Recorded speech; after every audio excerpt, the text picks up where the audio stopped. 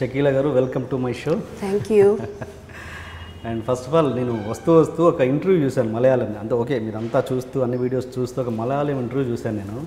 అదేంటన్నారు, నాకు భాష రాకపోవడం వల్ల కొంచెం అర్థం కానట్టు ఉంది. అది ఆవిడనేదో అన్నారు, మీరు ఏదో చాలా సీరియస్ టోన్లో ఏదో అన్నారు. ఏంటది తనని? అంటే చాలా అన్నారు అవి. ఏంటది? ఏమేమో ఏదో డిబేట్ లాగా మాట్లాడాలని అనుకొని ఆమెకి అర్థమే కాల, అసలు ఏం క్వశ్చన్ అడగాల. ఏమేమో అడిగారు. ఏంటది? నాకు తెలీదు పర్టికులర్గా ఇది ఏది అడుగుతున్నారు. ఏదో అన్నారు మీరు, పెగ్గేస్తే మీకు. ఓ అదే, అది వచ్చి అవి ఏమనిందంటే తులసి అంటారు, కుంకుమ పసుపు పెట్టుకొని పువ్వులు పెట్టుకుంటే మలయాళం మొగోళ్ళకి ఇష్టం, అలాంటి వాళ్ళనే పెళ్లి చేసుకోవాలా అనుకుంటారు. కాకపోతే సెక్స్ అని అనుకుంటే మాత్రం మీ ఫేసు మీరు వచ్చేస్తారు, మీ ఇమేజ్ వచ్చేస్తుంది అని అనింది. దీనికి ఏం రెమెడీ అని అడిగింది. దీనికన్నా స్టూపిడెస్ట్ క్వశ్చన్ నాకేం తెలియలా.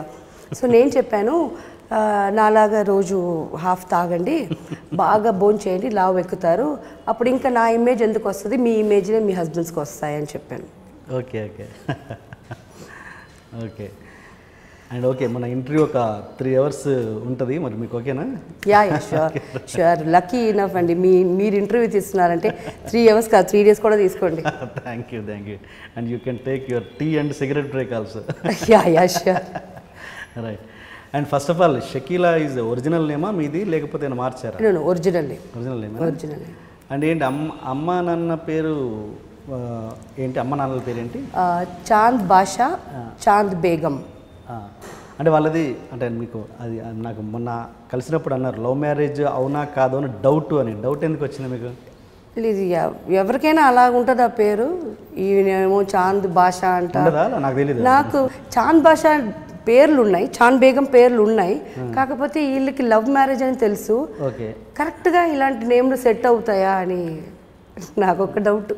అవును అంటే ఇప్పుడు అంటే నాకు దాంట్లో తెలియదు ముస్లిమ్స్లో ఎలా ఉంటుంది అన్నది. మరి అన్ని హిందువులలో అంటే ఇంటి పేరు ఒకేలా ఉండదు అని, అంతేనా? ఒకేలా ఉన్నాయి, ఇద్దరు జంటలు కలవరు అని, అంతే? అవును, అంతేనా? అలాగా. ఓకే. మరి ఏంటి డౌట్ క్లియర్ అయిందా మీది? ఇద్దరు లేరే ఇప్పుడు. ఉన్నప్పుడు కూడా ఇలా ఇంత ధైర్యం లేదు మాట్లాడేదానికి. ఓకే. అంటే ఏంటి షకీలా ఇప్పుడు ఎవరు లేని ఒంటరి అని అంటూ ఉంటారు. ఎందుకు ఎవరు ఎందుకు లేరు? ఎవరు అందరూ ఏమైపోయారు? నా తమ్ముడు ఉన్నాడు తిరువాన్మూర్, చెన్నైలో. మా అక్క నాతో మాట్లాడలేదు, యాజ్ యూజువల్, అది అందరికీ తెలుసు.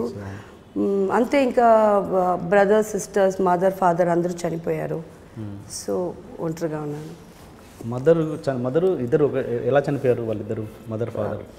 Heart attack, old age. Okay.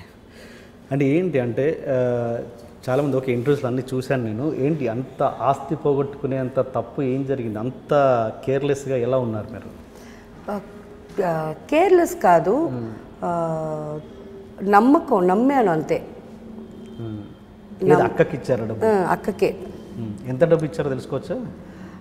More than 2 C అని తెలుసు, అది ఎంత అని కరెక్ట్గా లెక్కలేవు. సో అది నమ్మకం అంతే కదా. మన అక్క మనల్ని మోసం చేస్తారా అనుకున్నాను, ఆఖరికి ఆవిడే చేశారు. అంటే ఎలా అంటే నేను ఏంటంటే డబ్బులు వచ్చిన రెమ్యునరేషన్ వచ్చినట్టుగా తనకి ఇచ్చేవారా ఎట్లా? అంటే ఇంట్లో పెట్టుకుంటాం కదా, ఎంత అని బ్యాంక్లో వేస్తాము, నాకు తెలియదు వేరే. ఫస్ట్ ఆఫ్ ఆల్ నేను నన్ను ఇన్నసెంట్గా పోర్ట్రేట్ చేసుకోవాలనే ఐడియా లేదు. నిజంగానే నాకు పొద్దున్న నుంచి నాకు వర్క్ ఉండేది. సో నేను బ్యాంకుకి ఇప్పుడు దాకా వెళ్ళటం నాకు రాదు, తెలీదు. సో తమ్ముడు డేట్స్ చూసుకునేవాడు, పేమెంట్స్ అంతా తనే తీసుకున్నాడు, ఇంట్లో పెడతాం. సో మా అక్క వచ్చి మమ్మీకి చెప్పారంట, ఇంట్లో అక్కడక్కడ పెడితే ఐటీ ప్రాబ్లం వస్తుంది, అది ఇది, బికాజ్ మమ్మీ ఈజ్ ఇల్లిటరేట్ వస్తుంది, అందుకు నా కాడ ఇచ్చి పెట్టండి అని. అంటే నమ్మకంగా ఫస్ట్ కూతురు కదా, ఆమె ఇచ్చిందంట. అది ఇలాగే మా అమ్మ నేను అడిగినప్పుడు చెప్పిన కథ. అంటే మీరు ఎక్కడ ల్యాండ్లో ఇన్వెస్ట్ చేద్దామని కూడా ఎప్పుడు అనుకోలేదా మీరు? అనుకున్నాను చాలాసార్లు, బట్ మా అక్క వదలదు. మా అక్క అంటే ప్రాబ్లం ఏమంటే, మా అమ్మని అమ్మ అని, మా అక్కని మమ్మీ అని పిలిచేదాన్ని. సో అంత క్లోజ్ ఆవిడ నాకు.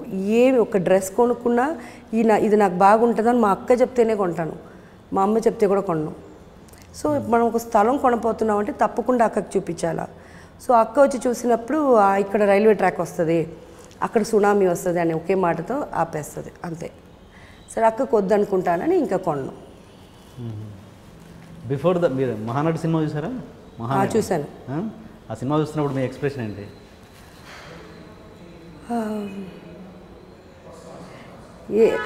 చాలా ఇన్సిడెంట్స్ నాతో సంబంధం, అది అందరూ ఆర్టిస్ట్కు ఉంటుంది ఆ మాట మాత్రం.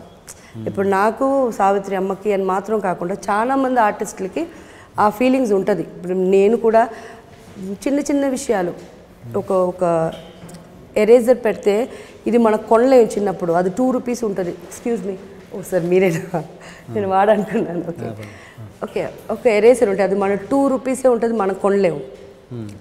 అప్పుడు నేను బాగా డబ్బు సంపాదించినప్పుడు మా అక్క కొడుకు, అక్క కూతుర్లు, చెల్లెలు కూతుర్లు బాగుండాలా, వాళ్ళు ది బెస్ట్ వాళ్ళకి ఇవ్వాలా అని మనం అంతా వాళ్ళకి చేస్తాం. సో ఇది అందరు ఫ్యామిలీలో వచ్చేదే కదా. సో నాకు పెద్ద డిఫరెన్స్ ఏం తెలియలా. అట్లీస్ట్ ఆ సిచ్యువేషన్కి రాకూడదని మాత్రం కొంచెం జాగ్రత్త పడాలని అప్పుడు అనుకున్నాను ఆ పిక్చర్ చూసి. మహానటి. యా. Okay okay. దాంట్లో ఏదన్నా మీకు కోఇన్సిడెన్స్ అయిందా? ఏదైనా అంటే చాలా వరకు కాకుండా ఏదైనా పర్టికులర్గా ఒక సీన్ బాగా కనెక్ట్ అయిన సీన్? చాలా ఉందండి. అంటే యాక్టింగ్ అంటే ఏమని తెలీదు, ఏదో వచ్చేసాను. బట్ ఏది చేసినా క్లాప్స్ వచ్చేది. అప్పుడు I'm talking about when I was 16-17. And ఎవరికైనా ఇవ్వాలా అనుకుంటే అది విత్ హార్ట్ ఇస్తాను. ఇంత మనకు ఎత్తి పెట్టుకోనంత కాదు, ఏదైనా వచ్చి హెల్ప్ అని అడిగితే చేయాలా, అది చేస్తాను. సో కొన్ని వీఆర్ గెటింగ్ అలాంగ్ అని చెప్పాలి. అక్కది బిఫోర్ దట్, అంటే మీరు ఏదైతే డబ్బులు ఇచ్చారో దానికి బిఫోర్ ఆవిడ స్టేటస్ ఏంటి? మా అక్క మాతోనే ఉండేది. She had 2 children then. 3rd baby delivery తర్వాతే నేను ఇండస్ట్రీకి వచ్చాను. అప్పుడు ఇంకా స్థలం లేదు ఇంట్లో, అంటే మాది డబుల్ బెడ్రూమ్ ఫ్లాట్. అప్పుడు అక్క మారారు. అప్పుడు దాకా మాతోనే ఉండేది. సో వాళ్ళ husband ENT specialist, she is got 2nd marriage. So ఏదో ఆయన ఇచ్చేది, ఇంకా మా మమ్మీ డాడీ రన్ చేసేదే ఫ్యామిలీ. తన ఒక ల్యాండ్ విషయంలో కూడా మిమ్మల్ని చీట్ చేసిందని? అవునండి, చీటింగ్ కాదు అది. అడిగింది లాస్ట్ కూతురికి డాక్టర్ ఎంబీబీఎస్కి చదవాలా, కొంచెం డబ్బులు కావాలంటే మేమిద్దరం ఒక స్థలం కొన్నాము, అది రాసి ఇచ్చేయమనేది. అది రాసి ఇచ్చేసి వచ్చేసాను. దాంతో ఇంకా అసలు నో కాంటాక్ట్. ఆ స్థలాని కోసం ఏమో కొన్ని రోజులు మాట్లాడింది. పిల్లలతో ఎలా ఉంటారు? అక్క పిల్లలతో రిలేషన్ ఇప్పుడు ఎవరూ లేరే. అదే నాకు ఏమంటే అక్క ఫైన్, అక్కకి తెలుసు నాకు ఆమె తప్పు చేసిందని. ఆమె మాట్లాడకుండా ఉండటం న్యాయం. ఆ అక్క లాస్ట్ కూతురుకి అసలు ఏమి చెప్పకూడదు, ఎందుకంటే she was very close to me. తను కూడా ఇప్పుడు దాకా నాకు ఇప్పుడు డాక్టర్ అయింది, డెంటిస్ట్ అయింది. తనకు తెలుసు కదా నేనేం తప్పు చేయలేదని. She can contact me very well కదా. సో ఎందుకు వీళ్ళందరూ ఒక గ్రూప్గా ఫామ్ అయి నన్ను కాంటాక్ట్ చేయలేదని నాకు బాధ ఉంది. ఎప్పుడైనా మీరు ఫేస్ టు ఫేస్ ఎదురయ్యారా? ఇప్పుడు దాకా రాలా ఇంకా. అప్పుడు మీరు విడిపోయిన దగ్గర నుంచి? అవును, రాలా. మాకు తెలుసు వీళ్ళు ఒక పెళ్ళికి వస్తున్నారంటే వాళ్ళు అడుగుతారు తనకిచ్చారా ఇన్విటేషన్ అని. ఇవ్వబోతున్నాం అని ఏదైనా వీళ్ళు వచ్చి చెప్తారు కదా మనకి ఇచ్చే ఇన్విటేషన్ ఇచ్చేవాళ్ళు, మిమ్మల్ని అడిగారమ్మా అని. అప్పుడే నేను ఏదైనా కవర్లు వేసి ఇచ్చేసి నేను రాలేను, నేను ఊరు వెళ్తున్నానని చెప్పేసాను. I don't want face it. అది ఎంత తట్టుకుంటానా అని నాకు తెలీదు. పరిగెత్తుకొని ఆవిడని కౌగులించుకొని ఏడిసేసేస్తే అసహ్యమైపోద్ది కదా. So I don't want to face. వేరేమీ లేదు, అంత కోపం లేదు, ఏమీ లేదు. తప్పు నాది కాదు. ఏ రోజైనా ఒక రోజు ఆమెకు అర్థం అవుతుంది. అది ఎప్పుడైనా ఒంటరిగా ఏడ్చారా ఇంట్లో? చాలాసార్లు. ఏ విషయాలు ఏది గుర్తొచ్చి ఏడుస్తారు? ఇదే లైక్ మనం రక్తం అని లేకుండా నీ లైఫ్ ఎలాగా, నీకేంటి, you are not married, no children, no family, నువ్వేంటి మన సొంతంలో అడిగే వాళ్ళు లేరు. అది ఇంకెవ్వరు అడిగినా నాకు వద్దు. మా అక్క అడగాలి అనుకుంటాను ఎప్పుడు, because she is always a mother figure to me. ఆమె కూడా ఇది అడగలేదే, ఏంటి ఒంటరిగా ఉంది, అందరి కాడ కనుక్కుంటుంది ఎలా ఉంది, అదే ఇంట్లో ఉందా, ఏం చేస్తుంది అని. బట్ ఒక కర్టసీ కూడా అడగాలని లేదే. ఏం మనం మనం ఒక ఆర్ఫన్ అయిపోయామా అని అప్పుడప్పుడు అనిపిస్తుంది. అండ్ ఒక గ్రేట్ ఇన్సల్ట్ మీకు అయిందని అక్క ద్వారాను అక్క ఆ ఫ్యామిలీలో సమ్ అవును, అది ఏంటి నాకు డీటెయిల్గా అది తెలియదు. ఒక అక్క కొడుకుకి పెళ్ళి వచ్చి నాకు ఒక ఇన్విటేషన్ ఇచ్చింది, చీర పెట్టి రావాలని. సరే అది వెళ్ళాను, నేను ఈవినింగ్ రిసెప్షన్కి వెళ్ళాను, పెళ్ళికి రాలేనని. వెళ్తే మా చుట్టం అందరూ కూర్చుని ఉన్నారు. నేను డైరెక్ట్గా స్టేజ్కి వెళ్ళిపోయాను. వెళ్ళిపోతే స్టేజ్లో అందరూ ఫోటోలు పోసిస్తారు కదా, నేను నిలబడి ఉన్నాను. కాసేపులో ఏం సౌండ్ వచ్చిందంటే పెళ్లి కూతురు స్టేజ్ మీద లేదని. సరే నేను అనుకున్నాను ఏదో వాష్రూమ్ పోయి ఉంటుందేమో, ఎంతసేపు నుంచి నిలబడదేమో అని నేను అన్నాను. నేను దిగిపోయి తర్వాత వస్తానని. నేను దిగేటప్పుడు ఆ అమ్మాయి మళ్ళీ పైకి వచ్చింది. అప్పుడు కూడా అనుకున్నాను వాష్రూమ్ నుంచి వస్తుందని. ఒక 5 minutes కూర్చున్నాను. మా అక్క నన్ను వెళ్ళొద్దు ఉండు, పైకి వెళ్ళొద్దు ఉండు అంటుంది. నాకు ఇరిటేట్ అయింది, ఎందుకంటే నేను వేరే ఒక చోటు కూడా వెళ్ళాలా, ఏంటి మేము వెళ్ళొద్దు అంటుంది అని నేను చెప్పాను, నేను ఇచ్చేసి వెళ్ళిపోతానని. సో పైకి వచ్చేసాను. వస్తే మా అక్క కొడుకు పక్కన నేను నిలబడితే మా అక్క రెండో కూతురు మధ్యలో వచ్చింది, కొంచెం దూరం అయ్యాను. ఇంకొక కూతురు మధ్యలో వచ్చింది, ఇంకొంచెం సపరేట్ అయ్యాను. మా అక్క వచ్చి నిలబడింది. ఇప్పుడు నాకు అర్థం కాల. బట్ లాస్ట్ ఫైనల్కి నాకేదో వీళ్ళు నన్ను ఏదో ఫీల్ అయ్యాను, వీళ్ళు ఏదో మనల్ని దూరం చేస్తున్నారా, వీళ్ళు ఏదైనా చెప్తారా అని నా లోపల నాకు కన్ఫ్యూజ్ అయ్యి అక్కడే ఏడ్చేసాను ఆన్ ద స్టేజ్. వచ్చేసింది టీయర్స్. ఇంకా నేను కంట్రోల్ చేయకుండా నేను పరిగెత్తుకొని బండికి వెళ్ళిపోయాను.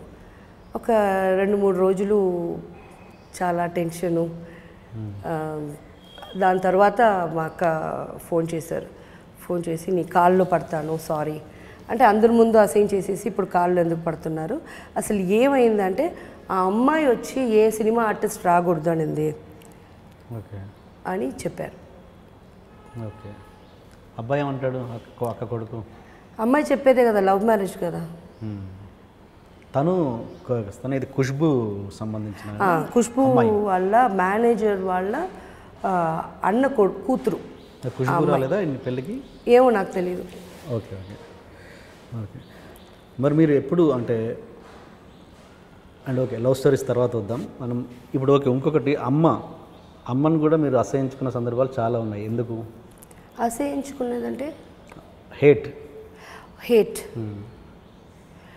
బికాస్ ఆమె సంపాదించి చేర్చి పెట్టబడలా, నేను సంపాదించిందన్నా ఎత్తిపెట్టి ఉండాలా. Finally when she was in our death bed, అప్పుడు డయాలిసిస్ అంతా చేయాల్సి వచ్చింది, నా కాడ పైసా లేదు. అప్పుడు మా అక్కకి ఒకసారి ఫోన్ చేసి ఏడిసాను నేను, ఎందుకక్క నేను సంపాదించిందన్నా ఎక్కడన్నా స్థలం గిలం కొనిపెట్టి ఉంటే ఇప్పుడు నేను అమ్మి మమ్మీకి ట్రీట్మెంట్ చేసేదాన్ని కదా అంటే, అప్పుడు మా అక్క అన్నది నువ్వు నన్ను అడగబాక, హాస్పిటల్లో ఉంది కదా మీ అమ్మని పోయి అడుగు, స్థలం ఏదన్నా కొని దాని మీద పెడితే పచ్చి పరందరం అంటే ద బర్డ్ విల్ ఫ్లై, ఏదన్నా కొని పెడితే నేను వెళ్ళిపోతాను అని చెప్పిందే మీ అమ్మ అని. అది నాకు చాలా హర్ట్ అయ్యాను. నేను వేరే గమ్ముగున్నాను. ఇమీడియట్గా నేను హాస్పిటల్కి వెళ్ళి మమ్మీని చూస్తూ అడిగాను ఈ మాట. మమ్మీ షాక్ అయ్యారు. అది ఇప్పుడు చెప్పిందా, నేను ఎప్పుడో చెప్పానమ్మా, అది చూసుకొని నాకు నువ్వు ట్రీట్మెంట్ చేయకుండా పోతావా అనేది. అదే లేదులే, అంతా అయిపోయింది, ట్రీట్మెంట్ అంతా చేసుకోండి, బట్ ఎందుకు మమ్మీ ఇలా చెప్పారని. సో ఇలాంటి కొన్ని ఇన్సిడెంట్స్ ఉన్నాయి. ఏం చెప్తారు, పిల్లలంటే అమ్మకి అందరూ ఒకటే కదా, నన్ను మాత్రం వేరే చూస్తారు. I don't know why.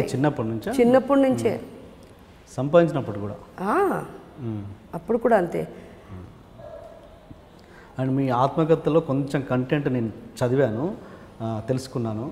దాంట్లో ఏముందంటే మీరు చెప్పిందే, అమ్మనే నన్ను ఫస్ట్ టైం ఒక హోటల్కి ఒక వ్యక్తి దగ్గరికి పంపించింది. అవును. ఏంటి ఆ రోజు జరిగింది? ఏం జరగల, ఇదే జరిగింది. అంటే తర్వాత అలాగే అది కొనసాగిందా సినిమా? అప్పటికి మీరు హీరోయిన్ కాలేదు? లేదు. అప్పుడు అంటే అప్పుడప్పుడే స్టార్టింగ్ సినిమా వచ్చి ఆ ఫిలిం ఓకే అయింది కూడా, ఆ ప్లే గర్ల్స్ అనే పిక్చరు. అది జరిగిన తర్వాత ఎలా వెళ్ళాలా, ఏంటి రూట్ నెక్స్ట్ ఫిలింకి అని అంతా తెలీదు. సో ఆ టైంలో ఇది ఇన్సిడెంట్ జరిగింది. ఆమె మాట్లాడింది ఇంట్లో ప్రాబ్లమ్స్ ఉన్నాయి వెళ్ళు అని. అమ్మ చెప్పారు, మా అక్కతోనే వెళ్ళాను ఫస్ట్. సో అది రెగ్యులర్గా నడిచేదా? ఆ ఫస్ట్ టైమే జరగలే అసలు పాపం. ఆయన సారీ ప్లీజ్ అంటే వదిలేశాడు. బట్ నాకు చెప్పాడు, నాకు ప్రామిస్ తీసుకున్నాడు, నెక్స్ట్ టైం నేను వచ్చి నిన్ను కలుస్తాను, అప్పుడు దాకా నువ్వు వర్జిన్గానే ఉండాలని. అప్పుడు నేను అన్నాను మమ్మీ కాడ చెప్పేయండి అయిపోయిందని అని. చాలా ఫూలిష్నెస్. అయిపోయిందని చెప్పగానే మమ్మీ సెకండ్కి రెడీ చేసేసారు. ఇతను ఫస్ట్ది పోయింది అంతే. ఓకే, అదే అంటున్నా, అలా కంటిన్యూ అయిందా? అవును, ఆ టైంలో ఇంకేమీ లేదు కదా, అది అప్పుడు బిగినింగ్ స్టేజెస్లో. ఫిలిమ్స్ రాగానే అవన్నీ తగ్గిపోయినాయి. ఫర్గెట్ మలయాళం ఫిలిమ్స్, దాని ముందు కూడా ఫిలిమ్స్ అని స్టార్ట్ చేయగానే అవన్నీ తగ్గిపోయినాయి. నా బుక్లో మీరు ఇచ్చిన ఒక స్టేట్మెంట్ ఏంటంటే, నా కన్యత్వం ఎప్పుడు కోల్పోయానో కూడా నాకు తెలియదు అని ఉంది. అంటే చాలా బోల్డ్ స్టేట్మెంట్ అది. అది అర్థమైందా? నేను అన్న అంటే నా వర్జినిటీ ఎప్పుడు లూజ్ చేశాను, ఎప్పుడు పోయిందో కూడా నాకు తెలియదు అన్నంత. అంటే దాని అర్థం ఏమంటే నాకు వర్జినిటీ అంటే ఏమని తెలియదు అప్పుడు పోయిందని అర్థం కాదు. When I had to have that, అది లేకుండా పోయింది. నాకు ఎప్పుడు కావాలో నా వర్జినిటీ, నేను ఎవరితో ఉండాలనుకున్నానో అప్పుడు లేదు. సో నేను అలా మీన్ చేశాను. Okay okay okay. And me love story విషయానికి వస్తే నితీష్ కుమార్ లాస్ట్ ఓకే, అతనితో 10 years మీరు అందరితోనే 10, 7, 4 అంతే. అందరితో అంటే ఎంతమంది? ఒక ప్రాబబ్లీ 7, 8 people. 7 into 10 అంత మరీ 10 కాదు, లాస్ట్ది 10. ఒక అంతా 7, 4, 3 అలాగే. నితీష్ లాస్ట్. సో నితీష్ అన్నది చాలా కొంచెం స్ట్రాంగ్ రిలేషన్ అని విన్నాను. లేదు, అందరితోనే స్ట్రాంగ్ రిలేషన్షిప్పే. ఓకే, నాకు ఎలా చెప్పాలంటే 10 years ఉన్నాను అది స్ట్రాంగ్ అని కాదు, అది సర్వైవ్ అయ్యింది 10 years. దాంట్లో మధ్యలో ఎన్నో బ్రేకప్స్ వచ్చినాయి, అవన్నీ వచ్చినాయి. తర్వాత వచ్చి జాయిన్ అయిపోతాడు, అందుకు అది లాంగ్ ఇయర్స్ అంతే. బట్ అదర్వైజ్ ఆల్సో నేను ఎవరిని లవ్ చేసినా strong enough, want to get married అంతే. ఎక్కడ తేడా జరిగేది? నితీష్తో ఏం తేడా జరిగింది? ఆయన ఎక్కువ తాగుతున్నాడు. వాళ్ళ ఫాదర్ నన్ను వచ్చి తిడుతున్నాడు, నేనే పోషించేలాగా. సో నాకు కోపం వచ్చింది, వద్దు అన్నాను. We'll split for some time because you drink అన్నాను. ఒక 1 month మళ్ళీ